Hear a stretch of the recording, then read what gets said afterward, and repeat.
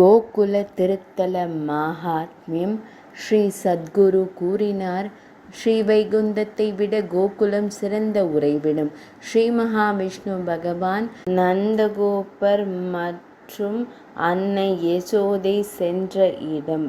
நந்த மகாராஜாவின் குடிகள், மாடு மேய்ப்பவர்கள் மற்றும் கிராமவாசிகள் எவ்வளவு அதிர்ஷ்டசாலிகள், எவ்வளவு அதிர்ஷ்டசாலிகள் அவர்கள்! அந்த நண்பன் உன்னத ஆனந்தம், பரிபூரண பிரம்மன், நித்தியமானவன். பகவான் ஸ்ரீ கிருஷ்ணரின் பிறந்த தினத்தில் பசு மேய்ப்பவர்கள் தயிர், பால், நெய் மற்றும் தண்ணீர் ஆகியவற்றை வழங்கினர்.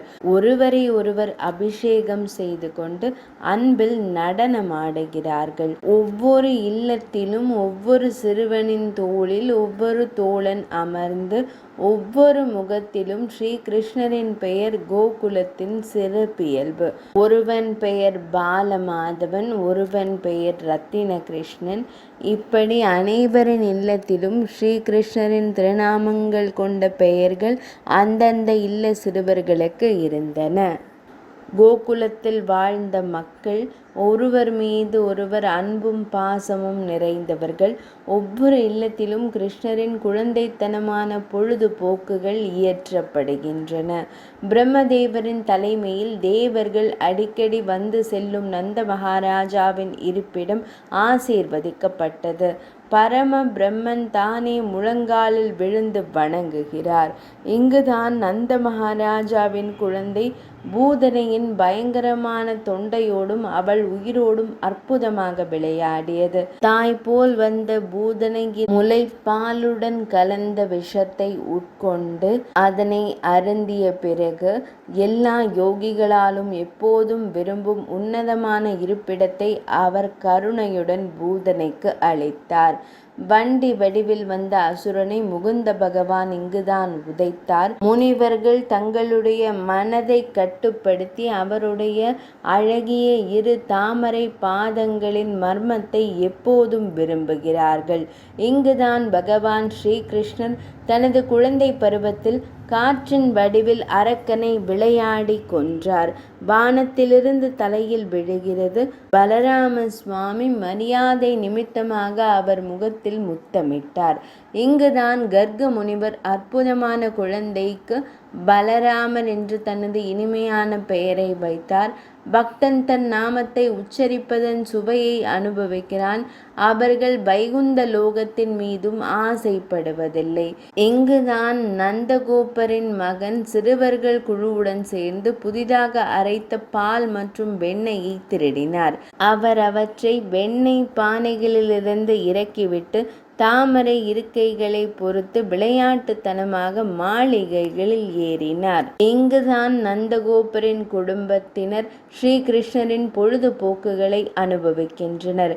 இது விரஜாவின் அழகிய பெண்களின் தாமரை முகங்களிலிருந்து தொடர்ந்து பாய்கிறது. அன்னை யசோதை குறும்பு செய்த குழந்தை கண்ணனை உரலில் கட்டி தன் பணிகளை கவனிக்க சென்றுவிட, அந்த குழந்தை குபேரனின் திருமகன்களான நளகூவன் மற்றும் மணிகிரீவனுக்கு மரங்களிலிருந்து சாப விமோச்சனம் அளித்தது.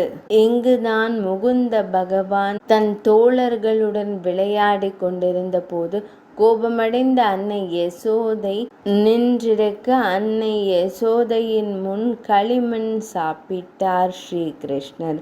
பிரபஞ்சத்தின் ஒரே காரணகர்த்தா தனது வாயை திறந்து தன்னையும் முழு உலகத்தையும் தனது வாயில் காட்டினார். இங்குதான் மாடு மேய்க்கும் பெண்கள் நந்தரின் குழந்தை விளையாட்டின் சுவையை குடித்து எல்லையற்ற மகிழ்ச்சியை அனுபவிக்கிறார்கள். அந்த மாடு மேய்க்கும் கிராமம் பகவான் ஸ்ரீ கிருஷ்ணரின் பாத தாமரைகளால் அலங்கரிக்கப்பட்டுள்ளது மற்றும் முழு பிரபஞ்சத்திற்கும் ஆபரணமாக உள்ளது. பிரஜ மாவட்டத்தில் உள்ள ஸ்ரீ கிருஷ்ணரின் பக்தரான கோகுல மன்னிடம் அடைக்கலம் பெறாதவர் யார்? ஆழ்நிலை பிரம்மன் குழந்தை வடிவில் விளையாடும் இடம் இது. மூன்று உலகங்களும் பல்வேறு உலகங்களின் துன்பங்களால் வேதனைப்படுகின்றன.